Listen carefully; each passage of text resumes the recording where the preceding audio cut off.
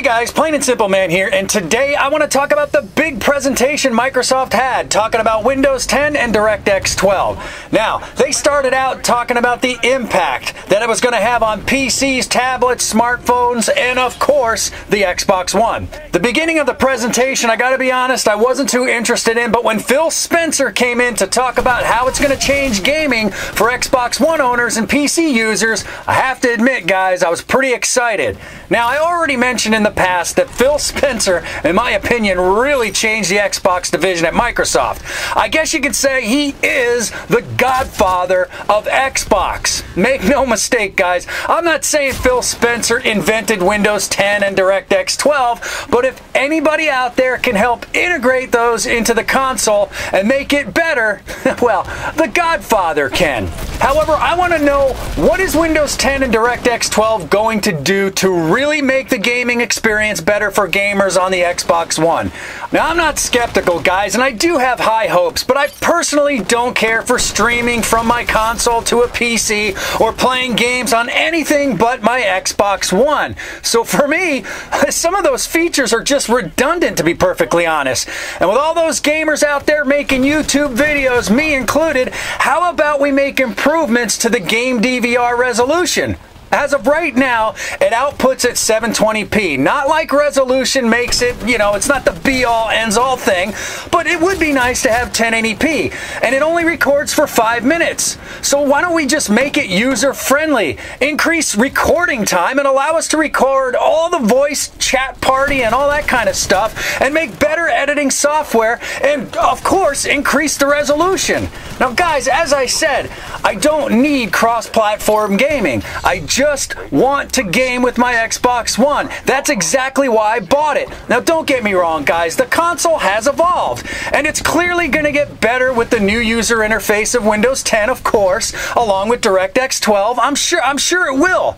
But guys, I want more specifics. We're getting it, but I want more specifics for the gamers. What is it going to do for us? Now, as it is right now, the Xbox One, it's great. The games look great too. And again, guys, don't get me started on the 1080p versus 720 argument, all right? Because almost every Xbox One game that you purchase right now runs at 1080p right now, okay? With a few exceptions, all right? And speaking of resolution, guys, some of you Xbox One haters, and there's quite a few of you guys still out there, but some of you would love to get everybody else to believe that the Xbox One's graphics are comparable to the Atari 2600, for crying out loud. Anyway, guys, back to the original topic, all right? The Microsoft presentation, Phil Spencer did a demo, okay? And he showed DirectX 12 and DirectX 11, a side-by-side comparison, and the visuals, just from the monitor alone that was behind him, you could clearly see the difference. But is that really going to make a difference on the Xbox One? Again, I hope so. I have high hopes, but we'll see. Now, the hardware used in the demo was exactly the same, so there's no difference in the overall power, but the visuals, they were noticeable between DirectX 11 and DirectX 12. It was like night and day. Xbox One haters, you guys are going to definitely disagree, and you guys are going to tell everybody with an iron fist that it's going to have little to no effect on the console. But listen, guys, I come in peace. I come in peace. I love the PlayStation 4, and I love Sony. It's a fantastic company that put out a fantastic product. I'm only speaking from a guy who purchased the Xbox One at launch and heard nothing but bad things about the Xbox One every single freaking day. And I'm also a guy who spent a lot of money on a Kinect that I really don't even use.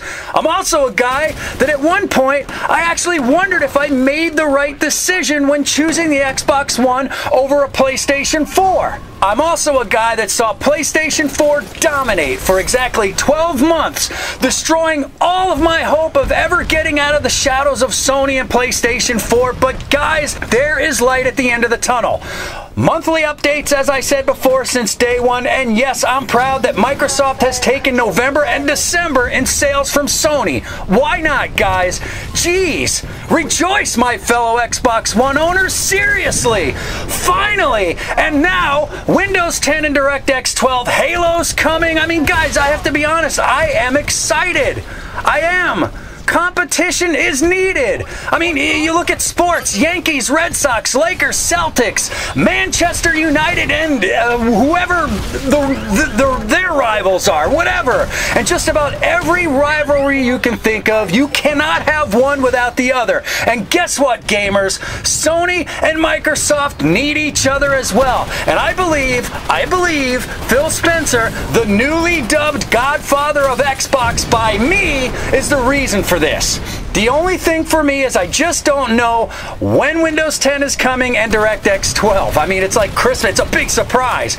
But apparently, it's coming in 2015. And my guess, they're going to wait till after E3. And I wish it would come sooner. And hopefully when it does, we won't have to deal with the bugs or major problems, but like anything else, there's going to be some minor issues, and hopefully it won't affect the user experience. But at least there's something pretty big and really exciting coming. I tried to imagine, guys, what life would be like if Phil Spencer didn't take over as head of Xbox, and my guess is I would probably have sold my Xbox One console by now.